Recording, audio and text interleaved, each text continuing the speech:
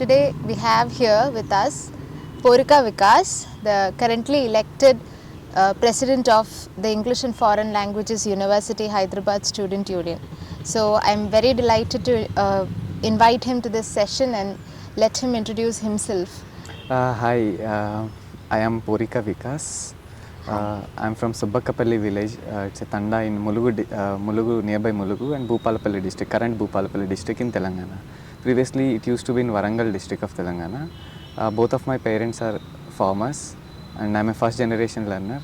In my family, my parents, my mom, my dad, and my grandmother, and I have two younger sisters as well. I got my education, my schooling. I finished my schooling like 10th standard in nearby Bhupalapalli, and I did my intermediate +2 in Warangal. And in 2019, I joined in EFL University for BA Spanish and Spanish Language and Literature course. And now I'm doing MA in Spanish Language and Literature. I did my BA in 2019 to 22. And like 2 years, the next 2 academic years, I also enrolled for BA Italian in 22, and the next year 23, I was denied of admission here in the same EFL University. Now in 24, I got admission and I'm doing MA Spanish here. So I did my BA in 2019 to 22. It was during COVID-19, during pandemic. So in 2020, in the beginning of 2020, I think in February or March, by mid of March, they closed the campus because of COVID-19. Yes. Yeah? So because of COVID-19, they closed the campus and they asked us to vacate to our homes and to vacate the campus, and we all left to our homes. And from that 2019 to till 22, they didn't open the campus for the students actually. They kept on saying that safety issues and all the things, when entire India was phase-wisely opening all the spaces here. Yes. Like educational institutes, railway stations, bus stands, cinema theatres and everything. But they felt that safety comes when students come to classrooms, and they didn't open the university actually. Absolutely. And I think EFLU is the only university which asked all the students to vacate the campus. No matter what they are doing, PhD, in which year they are doing, which year they are. Because so there are students who are coming from the first generation learners community and marginalized communities where they are not having proper accommodation at homes as well. There is no proper reading environment or studying environment at homes. So most of the students who come from the rural areas, the problem comes with the lack of signals. When entire India was planning for that online mode of education, but that entire India is not having the signals, good range actually. So most of the rural areas, like coming from who are living in the forest, nearby forest, and also they couldn't attend classes because of this online digital divide. Not everyone can afford mobiles or laptops, and there is no proper networks for the students who want to listen to classes. So I think EFLU, as a university, completely ignored this problem of the first generation learners during 2019 to 22. And again the phase-wise, during the phase-wise opening of the entire India was opening, they opened cinema theatres and everything where there is a crowd as well. But the government didn't felt any problem when the citizens gather for this movie and entertainment purpose. But they felt the problem when students come for the education purposes, they might feel sick and all the things. So they didn't open these university spaces as well for scholars. So during that moment, during that 2019 to 22, I think every student, in one or the other way, they got affected because of this digital divide and online mode of like that. So from 2019 to 22, coming from the completely rural area where you can't get good range, and so that made my education to not to it forced me to drop out from that education background. But I felt like education, we have to into the force, like into the educational spaces itself. So because I believed in education only, no other sources as well. So I thought continued my study through other sources as well. And in 2000, after 2020, in between these phases, when students came to the university and asked to at least open the campus for the needy people, needy students.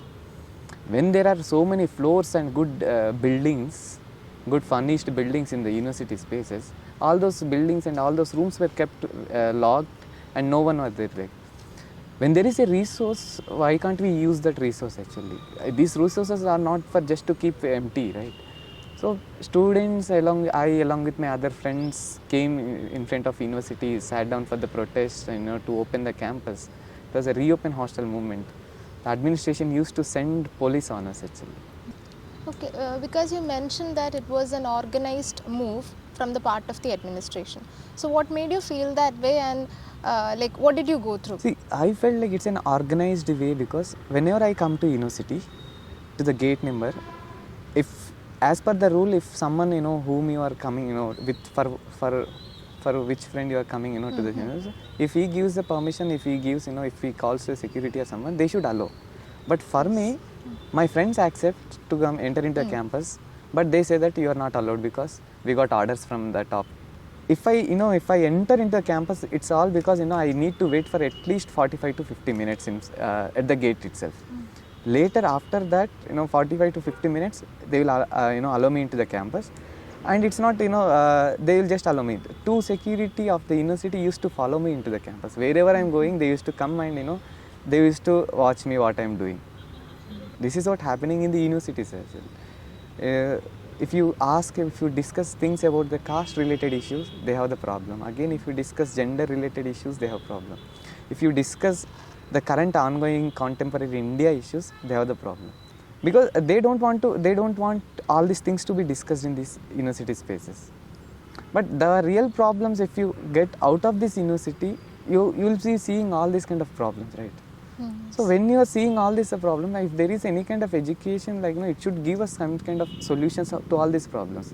But these kind of the current education, in universities now, are creating us like stooges. They are just creating a stooges of what the administration is doing like that. So when we are resisting this, the creation of stooges, they feel the problem actually. So that's the reason they are strictly following the orders of the top administrations, and they are not allowing the students who really want to get some change in the society. All they want, they will allow the students who are not creating problems kind of like that. If that is the thing, if we coming into the spaces and discussing the problem, that's where the education should be, right? That's where the a solution for the education, a solution for the problem we get through education.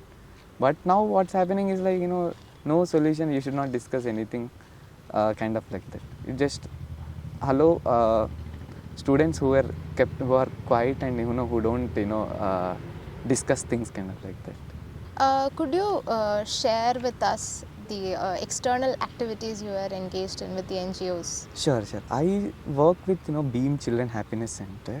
These are the centers these are the schools for Adivasis who are settled in the forest of Bhupalapalli and Telangana districts actually.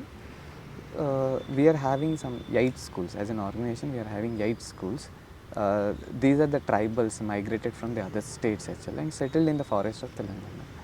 So and not only that, I used to also work with another organizations in Hyderabad as well, Dalit Women Collectives. So I thought I went there and we used to discuss that Dalit Women Collectives is in Dilshuk Nagar, where most of the citizens there, people who lives works as domestic workers and who were migrated from Tandas and settled in this urban spaces that's nearby Singareni Colony and other spaces. Dilshuk Nagar area in Hyderabad it is. So most of the women in that area used to work as domestic workers in rich apartments and all the things. And another thing is people helping children as well. That's also another organization where these are also the same schools but in other districts of Telangana for the Adivasis who are settled in the forest for them. I believe that education can only get some change. So that's why I work with other educational organizations as well. Vikas, like you, I have also been in EFLU since 2019. So could you trace back from 2019 to 24 the political essence of EFLU? Yeah, in 2019, the political essence it was like between the students, but not the one who follows the religion as politics. But nowadays, religion entered into the campus spaces as well. Students, few students are also doing politics through religion in campus spaces. But in 2019, it was not the case actually. The students used to do politics, but not through religion actually. But nowadays, through religion, people are doing politics. And there used to be a dialogue actually, discussions and debates and thoughts, like it all used to, academic things used to happen. But nowadays, there is no discussion. Directly, there is violence actually. They come and attack students, threatening the parents of the students as well. The students, there was a recent case within the campus, they threatened their parents through in the WhatsApp groups as well. So here that not only students, parents are also not safe because of the space, the environment that EFLU is creating actually. Like in 2019, wherever we, if there is something issue, there is a space for discussion. Now that space is not there. There is no space for discussion as such. And everything is monitored. All, surveillance as well. If you're, if 4 or 5 people are getting together, then they think that, they will be sending security there and, they will be creating some kind of disturbance to that. The administration is not ready for the academic discussions as well. This is. If this space, if the academic discussions are not going in the university spaces, then where the academic discussions will go through. So I think 2019 to 22, they killed the process of discussion and they encouraged the process of violence. So discussion replaced with violence these days actually. Threats as well again. If you think like that, another thing violence is also now physical violence and verbal violence through social media in groups. They are attacking students, continuously attacking the students in WhatsApp media as well. Personal messages they'll be sending. So it is completely changed until now. 2019 to 22, discussion replaced with violence. So you've mentioned constant surveillance in campus and a systematic suppression and silencing of dissent on campus. So could you, I would like to hear from you on, what you have done, the kind of activities you have engaged in campus to respond to this amongst the students before we move on to the elections. So in 2000, when campus got closed actually, we along with, Osmania University got opened. So I came here with a friend who stays we stayed in Osmania University. And we came to campus to ask to reopen the campus for other friends, PhD scholars and level by level, you should open like that. It was 5-6 friends who used to come regularly for that, asking to reopen the campus. They used to call for the discussion. So from there, another thing is surveillance through cameras. They used to get, check through cameras what he is talking, where, with whom he is talking. And my friends were also used to targeted with that. If my friend was there, if he met me in front of campus or somewhere, if they get that information, they used to inquire about them as well, about my friends who are meeting outside the campus as well. So this is not only an attack kind of on me, it's an attack and completely closing the discussion as well. That the narrative should be no more discussion or activism in the campus spaces kind of like that. If there is any kind of surveillance, that should provide security. But because of this security, we felt insecure as well again. So it is not only me, other students are also face the same thing like that. Those who are actively discussing or engaging in the discussions, they used to also face the same struggles like that. But it is ordered, organized way for that. Okay, Vikas. Coming to the recent campus elections. So, what made you stand for the elections? Can you talk about the nomination process and how you came to be the president of EFLU right now? Yeah. So EFLU released this elections thing, like notification on 9th of November. From 9th of November, and the date of polling was 19th, till 19th it was a complete process. So on 9th of November, few of my friends proposed my name for presidential candidate. So with the help of my friends and everyone, with their support, and I contested for the post of president there. So during this process, during the campaigning and all these things, we used to interact many students here, campus spaces. So we came to find out that all of our friends came to find out that it's a campus. There are also so many first generation learners in the campus. So I felt like we should also think about the question of first generation learners, and their problems, and we should also struggle, and we should also fight for their problems as well. So most of the times in EFLU, what happens is they completely ignored the first generation learners problem in EFLU as administration. So there were rules that you should conduct special classes and all these things, but these days there are very little. This is not happening a lot actually. Little within the in other universities also the same problem is going on. They are not having proper classes itself for coming from the first generation learners, or coming from the marginalized communities. So we as a student body, my friends and everyone encountered this as a major problem actually. And later we during that process only, we used to talk with every student, and we came to know many other problems of the university space like that. So every individual is having one or some or the other kind of problem in the university.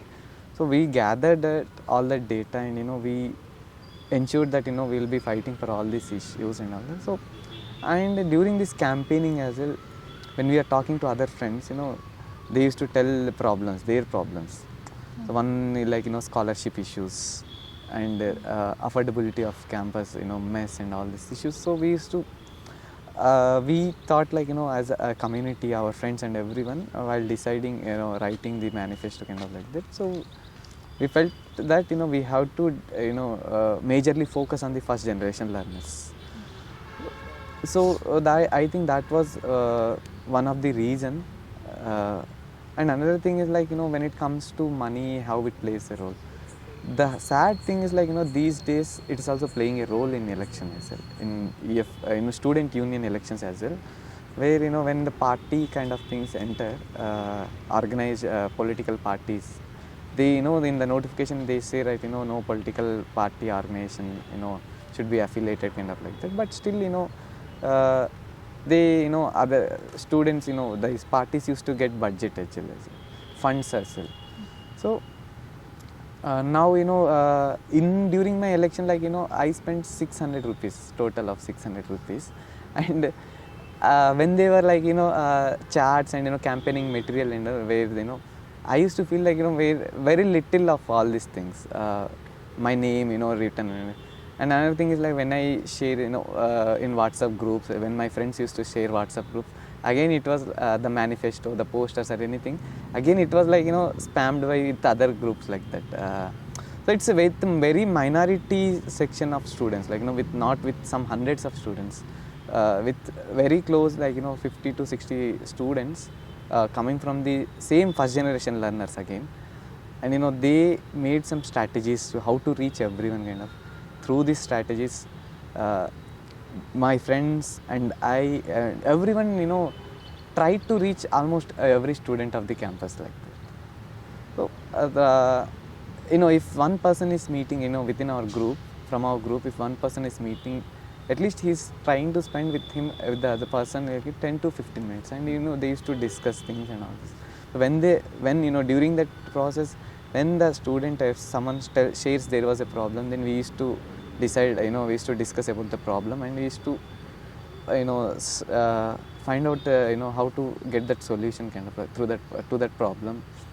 And when it comes to the money, how it is playing, when it comes to the money as a role, the role of money in this campus politics as well.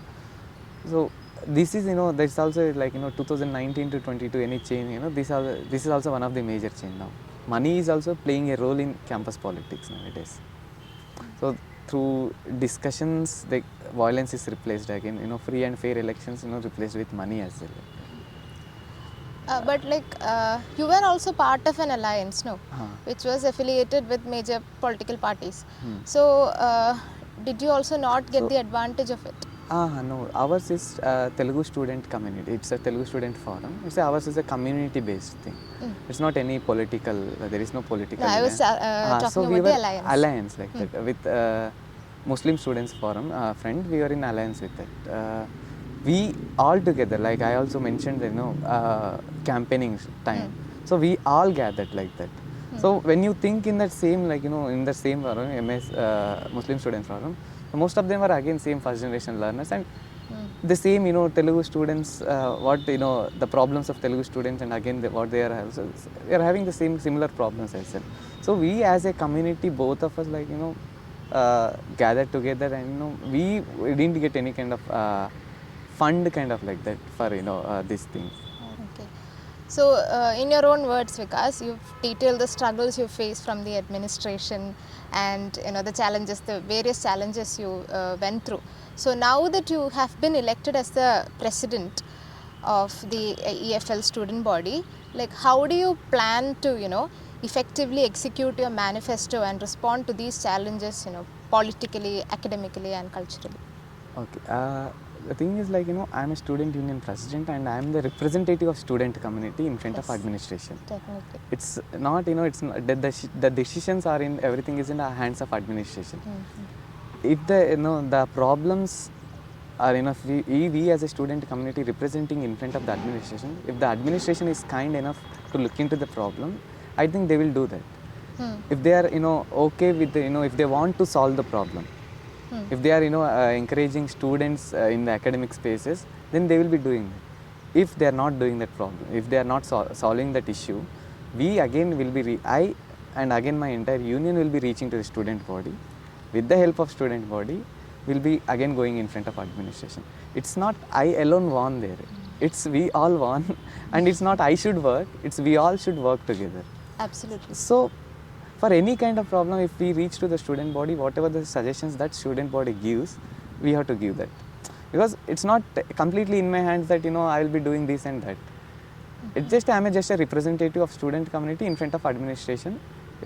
If the administration is kind enough so that they will be solving that issue. If they are not, we will be having our own strategies to what, struggles or, fights or anything, we'll be putting in front of administration and we'll make them to, solve our issue kind of. As a union, we should pressurize, as a student community and union, we should pressurize the administration to solve our issues, whatever union students are asking for. So my in my manifesto, I focused on marginalized students issues in the campus spaces like scholarships. We used to get merit cum means scholarship that university provides. That is 4,000 per semester kind of like that.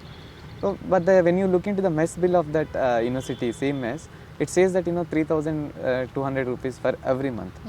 So when it comes when a student coming from the rural area, if the affordability is the question, right? He can't spend some 16,000-17,000 for only food in a semester.